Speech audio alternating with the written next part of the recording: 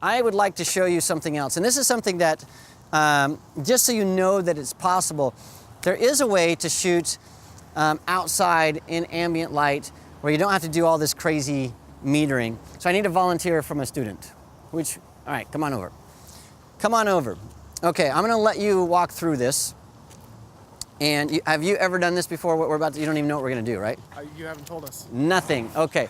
So I need the other transmitter, which is in John's pocket. Which pocket? This one. In John's pocket. Okay. So this is a different system that a lot of, it was created for wedding photographers and for location shooters. And Profoto has this. If you use a Pocket Wizard Mini and Flex with the Alien Bs, you can do this. And then I know there's some other brands that are about to launch products that do this. And so I think it'd be unfair not to show this thing. So the first thing I want to do is show you how to use this neutral density filter.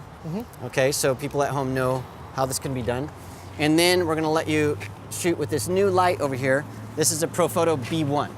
Okay, so we're not going to use a light meter at all. All right, so what I want you to do is take this camera. Are you a Canon shooter?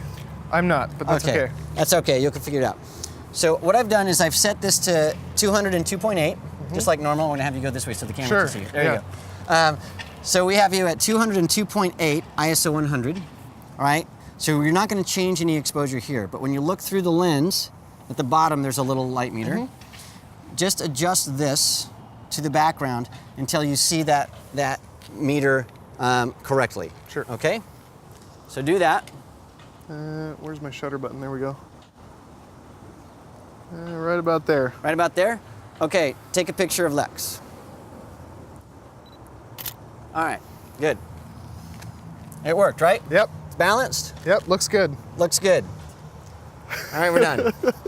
Thanks. No, so that's the new system. It's all TTL metering. So the TTL stuff that we learned yesterday works with this unit, and I'm guessing many other brands.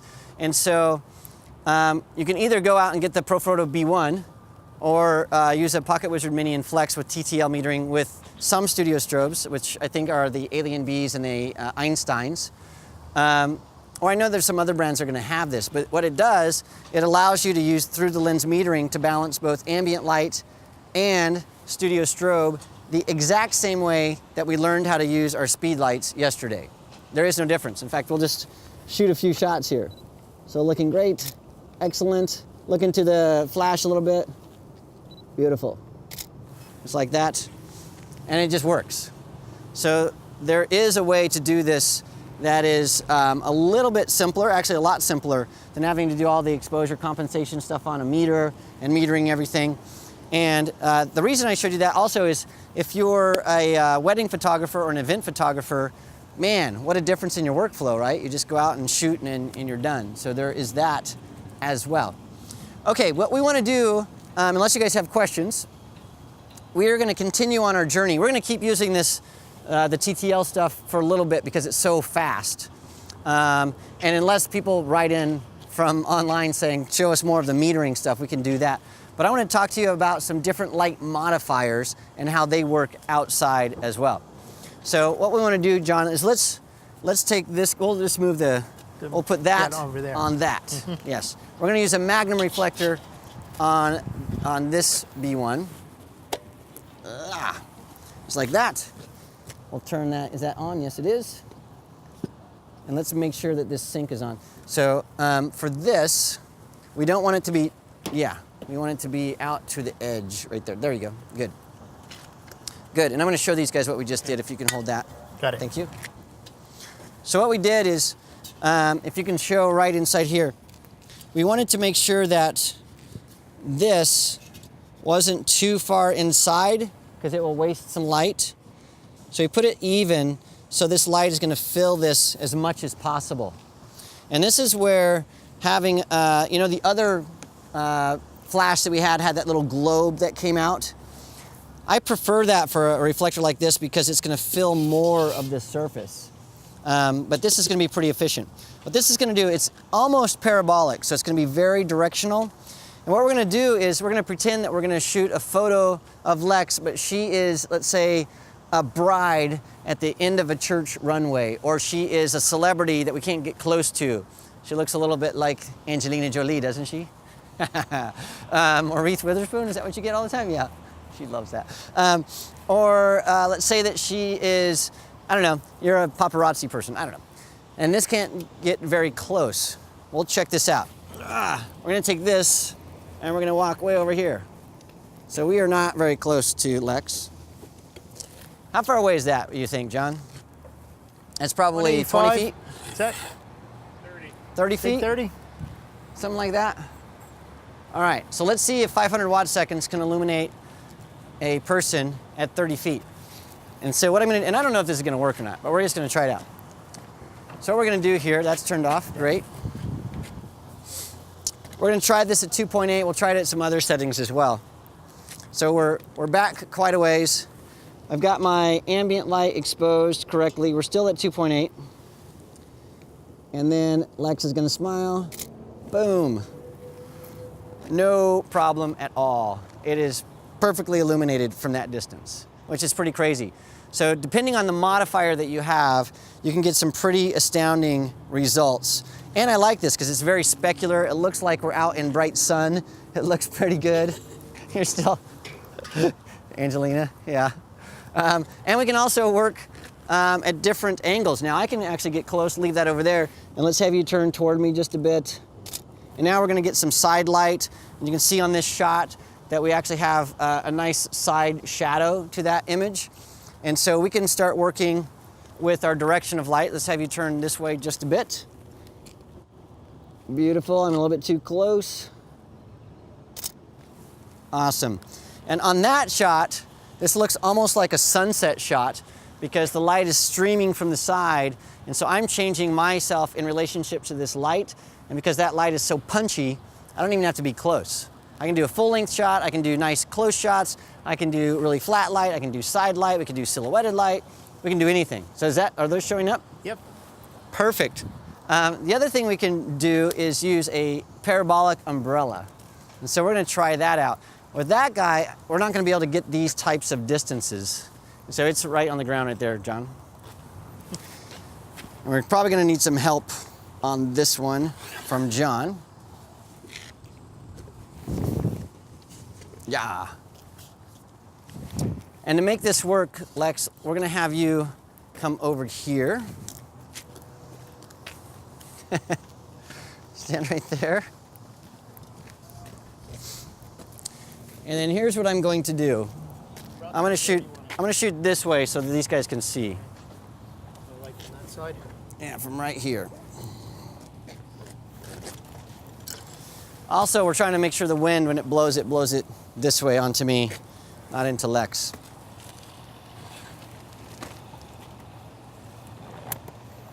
Pow, let's stick that right on there.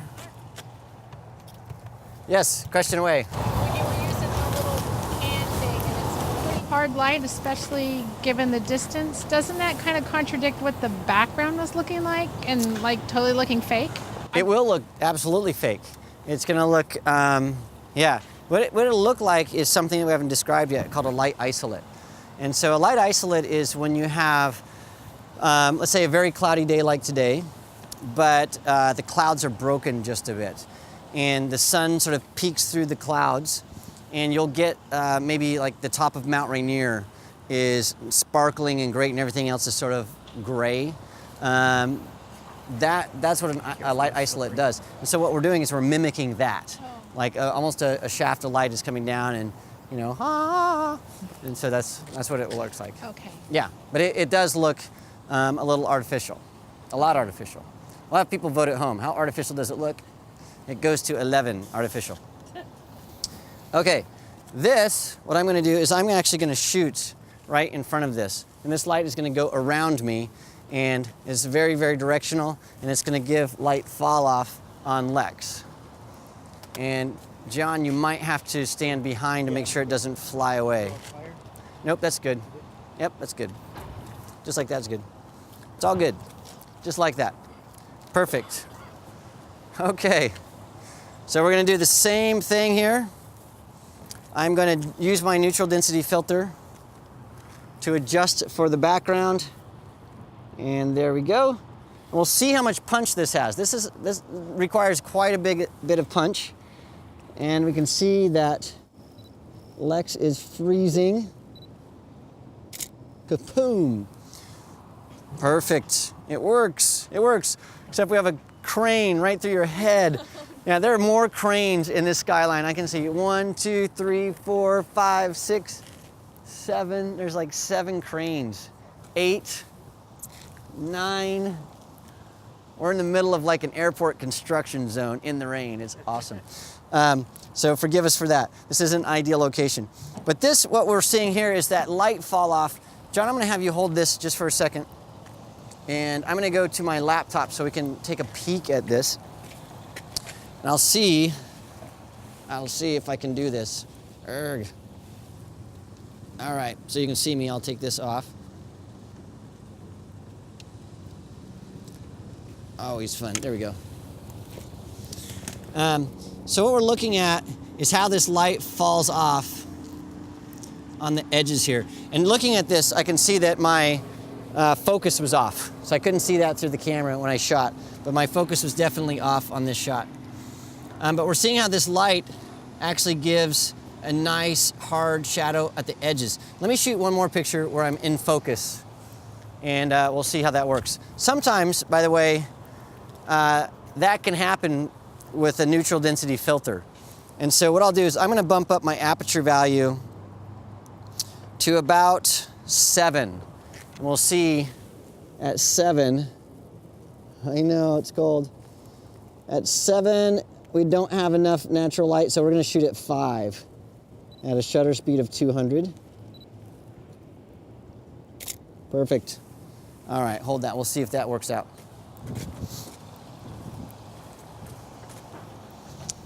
Okay. What we're looking at is how this light is falling off on the edges of her face and of her ears, that type of stuff. And you can see that we get sort of this outline on her body of light fall off. And that's what a parabolic umbrella does. If this was a little bit more parabolic, you'd see that even more pronounced. And so it's a very interesting look that you can get with parabolic stuff. I'm getting nervous that this thing is about to fly away. So let's move to a different light modifier. I feel like I'm about to have another few $100 mistake going crazy. Okay, I'm ready for even more questions. I think that was thunder. Was that thunder? We don't get thunder here? So SP Photo would like to know, I've seen this umbrella used with a front diffusion panel.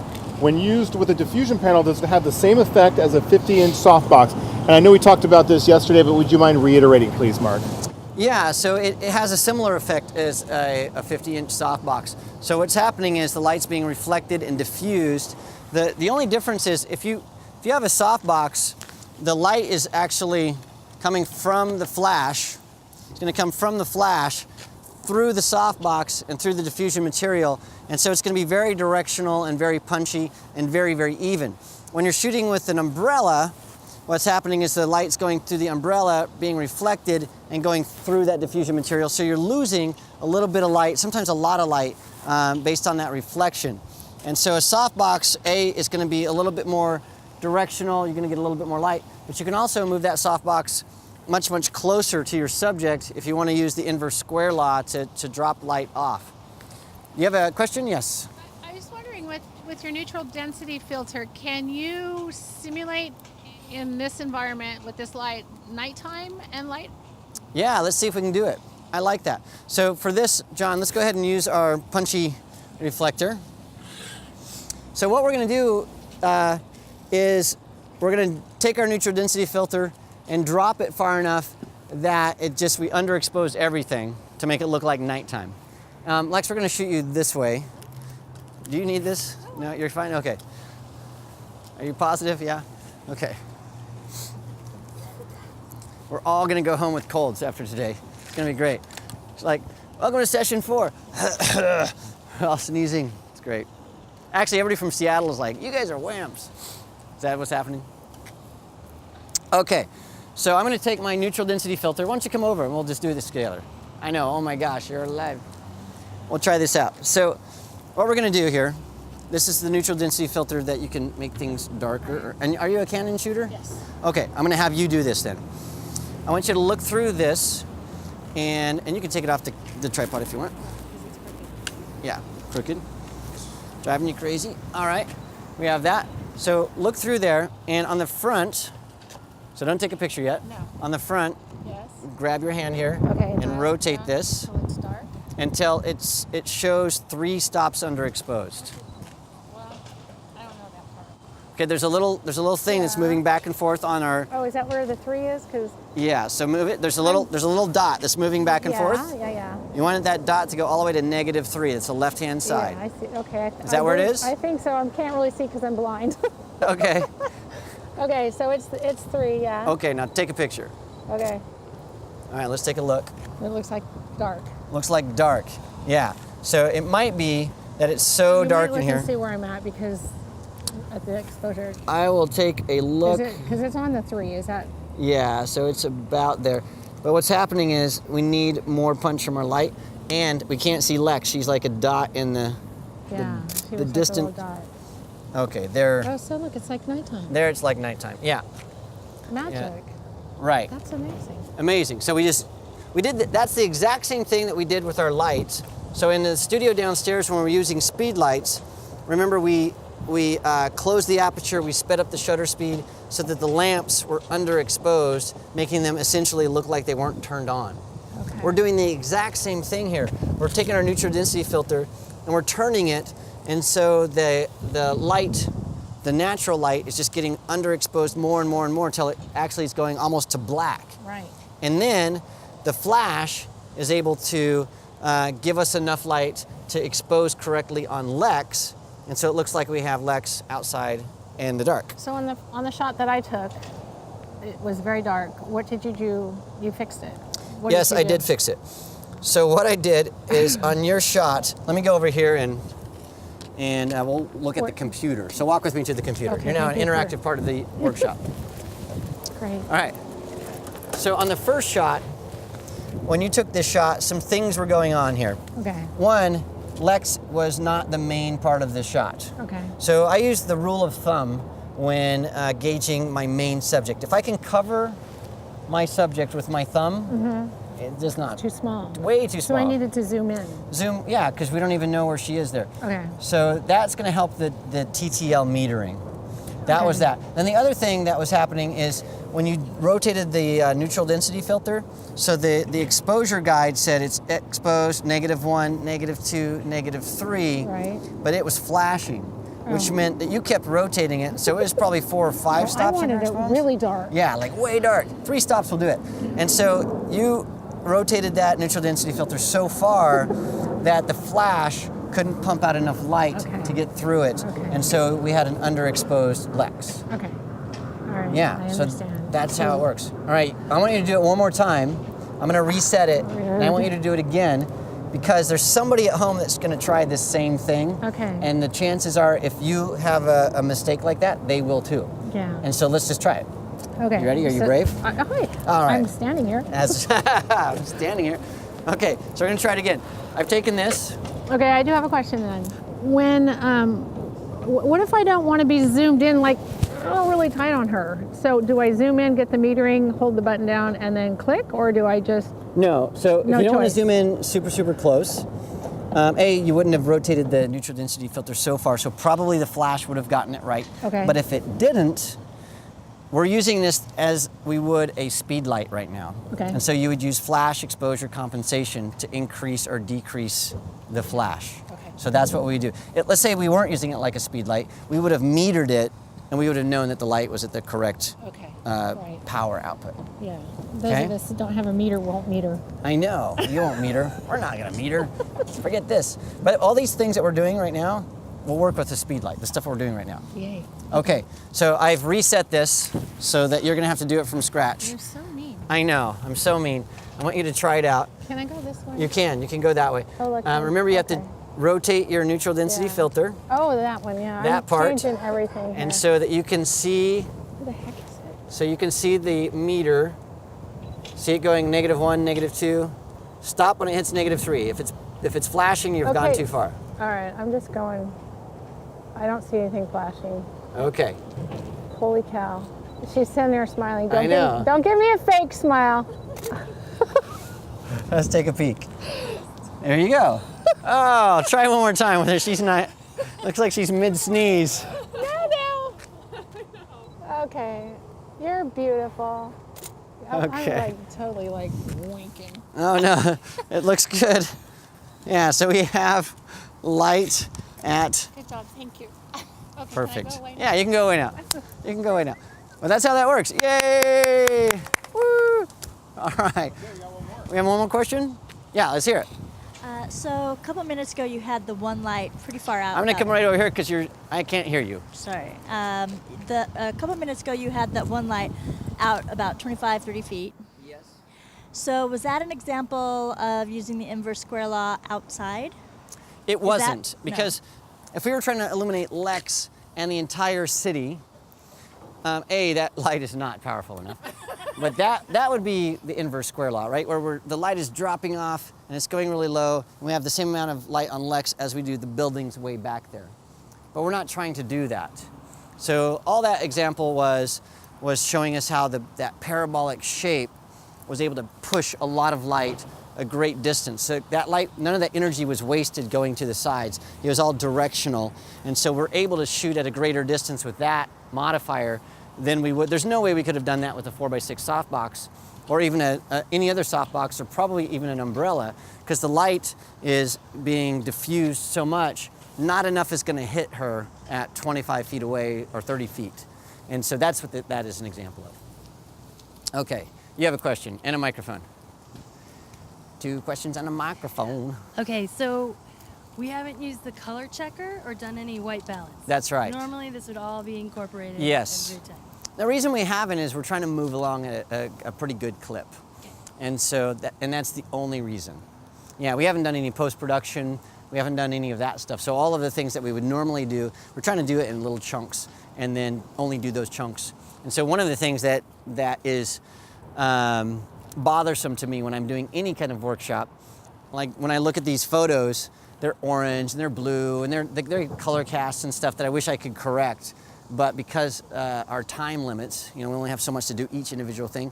And so what I normally do is at the end of the day, I'll look at the stuff and go, oh, we could fix this and fix this. And actually we're gonna do some of that in the next segment. Yes, next segment. All right, and we're gonna keep going. Do we have other questions from the folks at home? Actually, people are saying they would like to know how to do all these techniques inside. Inside, me too. I think Lex would like to know how to do all these Just kidding. It's freezing. Okay, keep it up, Mark. This is a question-driven segment, so please throw them in. Okay. Are you going to survive 20 minutes? Yeah. All right. All right. Stand in as a model if we need to. You can stand in. We can do that. All right. So let's see what else we can do out here with this building. We have this building that's got some color over here. So we're going to try to do the exact opposite thing. So we talked about underexposing the background so we can sort of squish an ugly environment. So what we're going to try to do now is see if we can bring in a different environment. So Lex, what we're going to do is we're going to have you stand right here. All right, there would be great. Which light do you want? And for this one, I think we'll just use an on-axis 4x6 softbox. Okay. Since it's there, why not? One of the questions that was asked during lunch, actually, was why did I switch to my 70 to 200 millimeter lens today? So who asked? You asked me that, yes. Yeah, so it was like, hey, you've been using your 24 to 70 lens and all of a sudden now you're using a 70 to 200. Why? Well, the reason is when we were shooting inside downstairs, we have to do everything in a very small environment. I have to be able to illustrate a point with, Lex or John, somebody like 3 or 4 feet away, when normally I'm gonna be shooting at a much greater distance. And the reason for that, with a longer lens, like this guy, this is a 70 to 200, which is what I normally use for shooting. There are 3 things that happen. The first is you get a nice, comfortable distance from your subject. And so yesterday I was shooting Lex and we were, inches away from her face. You remember that when we were like, that is not something that I would normally ever do. In fact, I like to shoot probably at about this distance. So we're about 15 feet or so away from each other.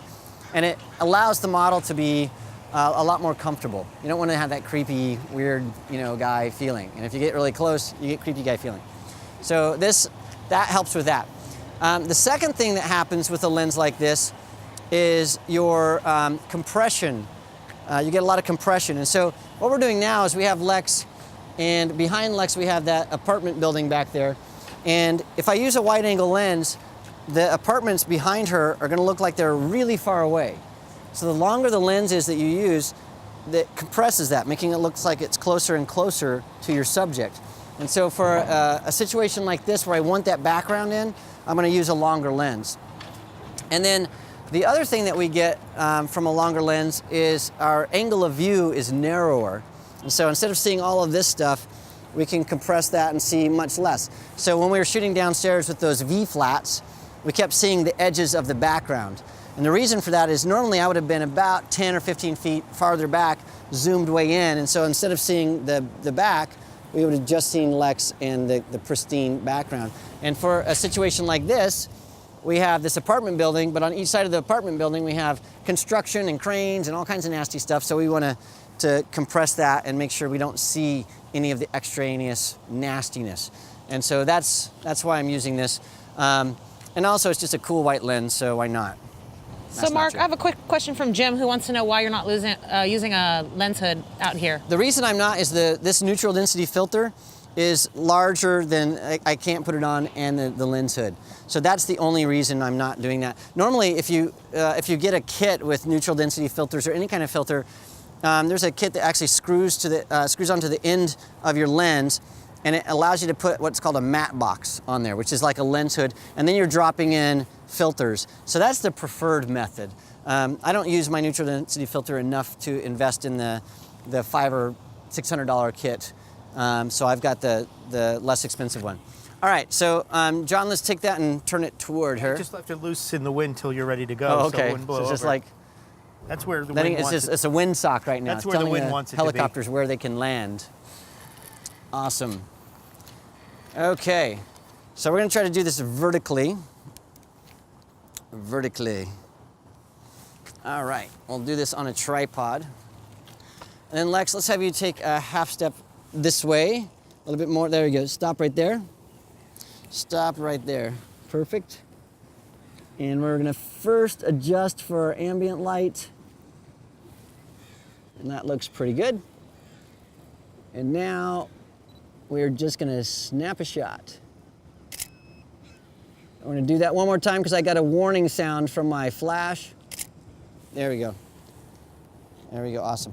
So what we have here is we have a starting point. We have some compositional problems. So I'm gonna fix those. Her fingers are chopped off, and part of the building that I don't wanna see is showing up.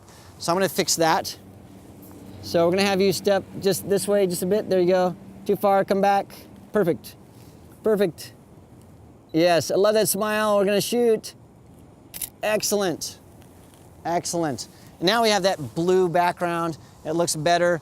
I don't necessarily like the windows that are there, but we are able to really quickly shoot something and balance a background with a nice soft light just very, very quickly. It works great. And I know you guys can't see it, but it's pretty good. It's good. And then normally what I would do is come over to my post-production over here, and I'd take a peek at this. And on this, it looks a little underexposed, but I'm gonna trust my histogram here. We might be able to do a little bit of that.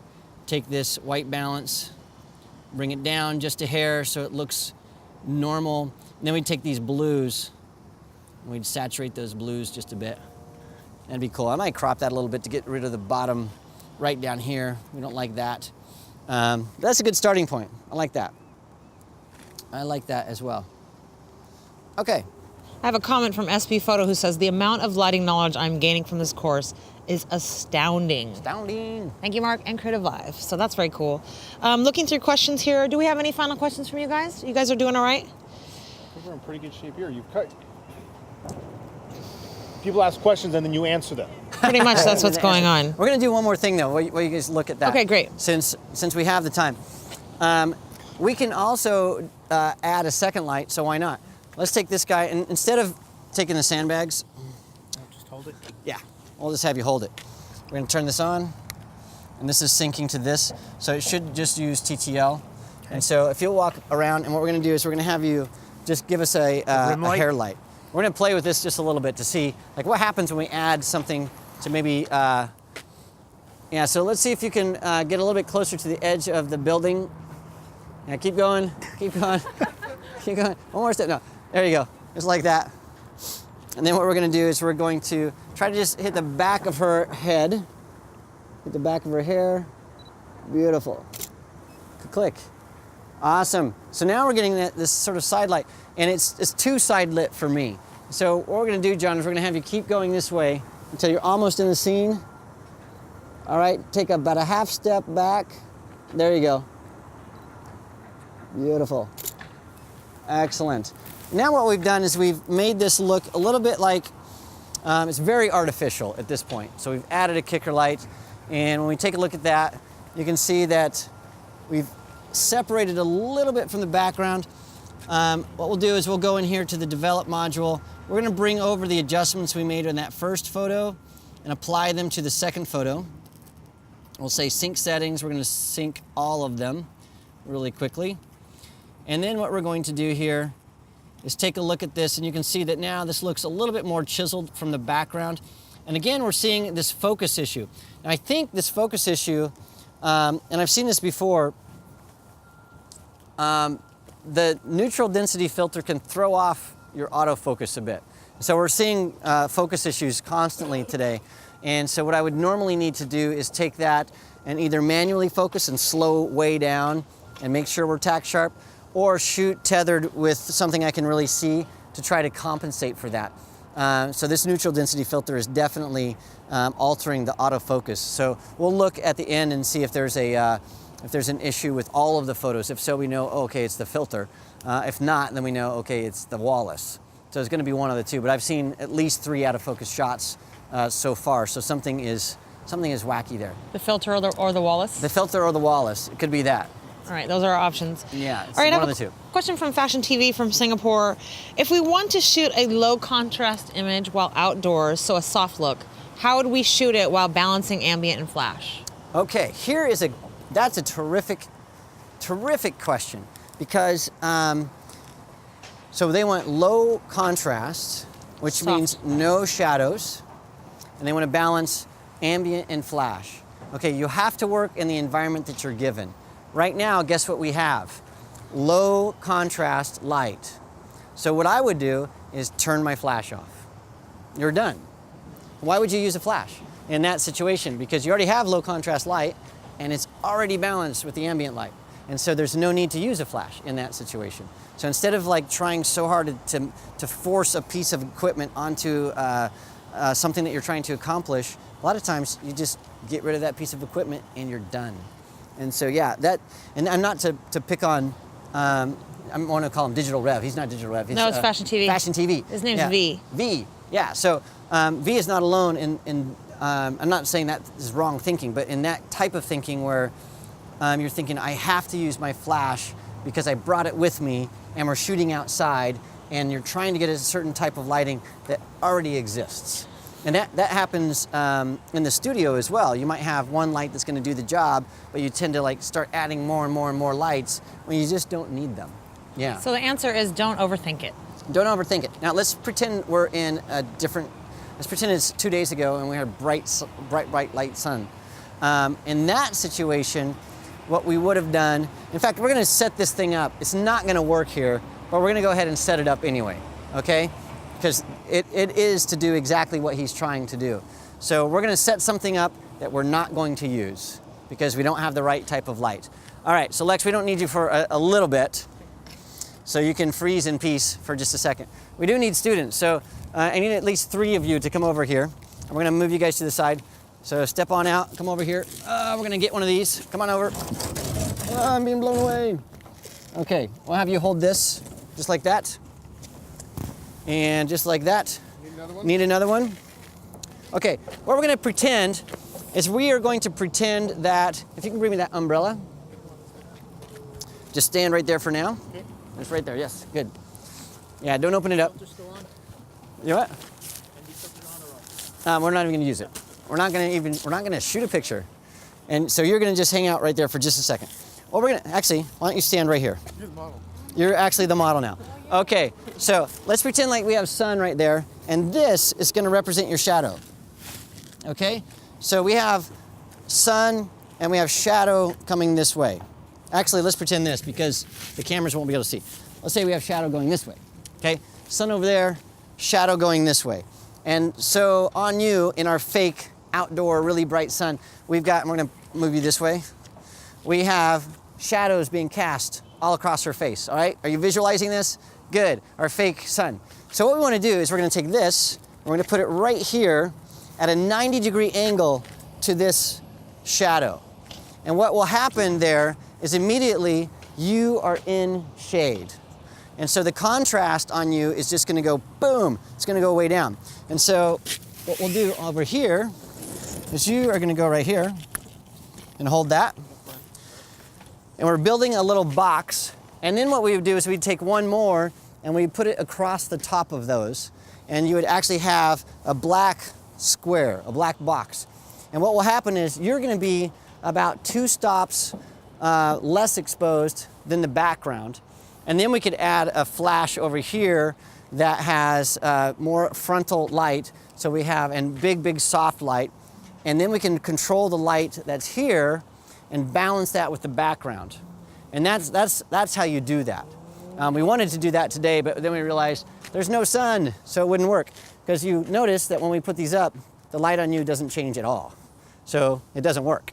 But if it was really bright sun, we would build this little box, you would be in low contrast light, and then we could bring a flash out here, throw that in, and do some other things. The other thing we could do with this setup is if we had no flash, forget the flash, what we'll do is back here, we will add 2 white panels.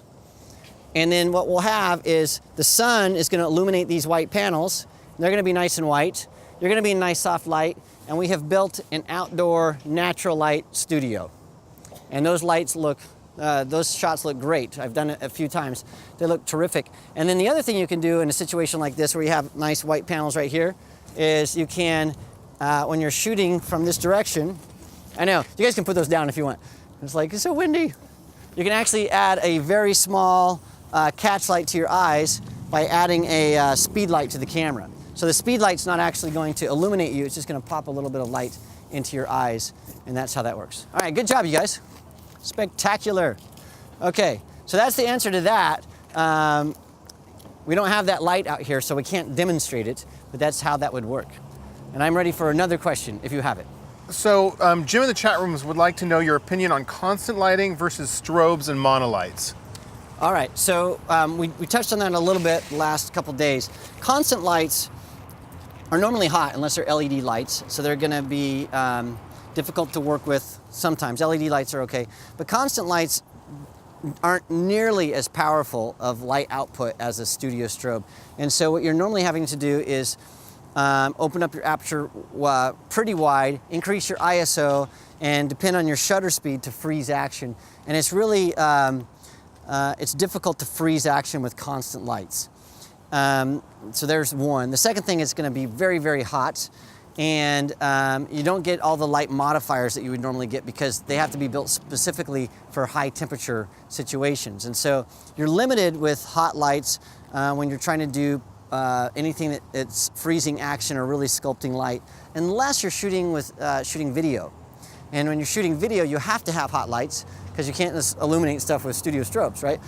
It doesn't work. And so generally, I stick to that rule. If I'm going to shoot something that needs consistent light all the time, video, I use my hot lights, and any other time I'm using strobes for those 2 reasons. Now, the other thing to consider is hot lights are generally a lot less expensive than studio strobes, and so there's nothing wrong with starting and using them for an entire career, actually, but there's nothing wrong with using hot lights. It's just my preference.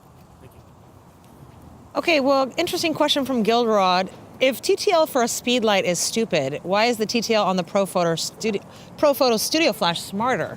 It's not smarter. It's not Right. smarter. It's still going to have a lot of the same issues because it's not the Profoto. It's not the Profoto light. Well, there are 2 differences. It is a little smarter. I'll say that. So I don't want to sell these lights because that's not what I'm here for. It's a little smarter for this reason. If you have And so John, I'm gonna use you as this example. If you have a speed light, you have this pre-flash that happens, and the metering is dependent on the pre-flash. So I don't want you to come too close. So stay back like you have the plague, just a little bit. Okay, like that, perfect. Let's say we're using a speed light, and let's say John's even farther away, but let's just leave you there for now. And let's say that you're the speed light, right? So we click the shutter, the pre-flash comes over here, bam, it reflects, comes back through the lens of my Canon or Nikon or whatever camera, and it tells me what the exposure is. Well, if I'm using a flash that has 10 times the power, that pre-flash is gonna be stronger, right? It's gonna be brighter and come back. And so theoretically, you should get better results from your TTL metering because the light that's being used to judge that is a little bit better. So that's one of the reasons. But the actual TTL metering that's happening is happening in the camera, not the flash. And so it's the same thing. It's just that the light that's coming out is a little bit different. So it could be better. Yeah, so that's it. The other thing is it's more consistent from shot to shot. The battery refresh rates are a little bit different. And in my experience, we actually did a demo for ProPhoto where I had to show that the flash wasn't working right. And it took me forever to make it not work right. It was really difficult. So yeah, so I don't know. You have a question, yes? Yeah, so mine's more universal. Are there certain trends in lighting that are coming in and are in style right now, and ones that are kind of passé and going out? And do you see things on the horizon that are kind of progressive? I don't really pay attention to that. So I can't answer that specifically. I know any answer I give, it's gonna be like a million people going, oh, what does he read? So I don't know. I do read a lot of different magazines, but they're not mainstream magazines to sort of see that kind of stuff. I have seen a trend in nasty lighting, where it's like on-camera lighting, like Terry Richardson. That type of light where it's just like a speed light blasting somebody. So I've started to see that in a lot of the malls and the little, you know, the ads and stuff you see in Target, and not Target, but like other brands of clothing that are out there. Yeah, so I've seen that, and I think I've only noticed it because it's so bad to me. It's just like, ugh, it's horrible. But I've started to see a lot of that. Other than that, there's not something that really sticks out to me, but that might be something that people watching could say, oh yeah, there's this lighting style, or I'm emulating whatever. Some photographers who have a style that shows it's them, whereas opposed to myself and I think Mark, we're trying to make the subject look good. We're not trying to identify ourselves in every photo we take by having some weird thing going on. Right, yeah, and I know there are photographers, like Rankin is a photographer I really admire, and he shoots with a very distinct lighting style and a wide angle lens, and from a low angle of view. So you always get like Bill Clinton, hands on, you know, like Abraham Lincoln, and it's just this sort of stretched out stuff with a vignette on the background. So there are photographers that definitely have a style that's very recognizable. Annie Leibovitz uses soft light in pools with grids, all that moody stuff. If you look at the Sopranos posters, she's done all that kind of stuff. And so there are those types, but I agree with John. I'm wanting to make sure that the person is illuminated appropriately in the environment that they're in. So that's sort of where I'm going. Yes. All right, well, let's do one more review question and then we'll wrap this up. Okay, so there was a question from Gilderod again who asked, will mixing light sources like the ProPhoto with alien bees as background light create light temperature consistency problems? It can, yes. It shouldn't. Depending on which things that you're mixing, you might have inconsistencies. So I had for a while, I bought a Novatron 3-light kit that was at least 20 years old, but I got 3 lights in a pack for, I think I paid $75 for it, and it was in a case. And so I'm like, how can you pass that up? But I used to use it to do light up things like curtains and backgrounds and things like that. And there was definitely a shift in color on those. So I would always use them in a situation that I didn't have to worry about it. But you shouldn't have too big of an issue with color shifts between brands, unless it's a very, very inexpensive brand, and you might see that. The biggest thing is when you start mixing speed lights and studio strobes, you might start to see some color shifts, but not significant enough to worry about it, I don't think.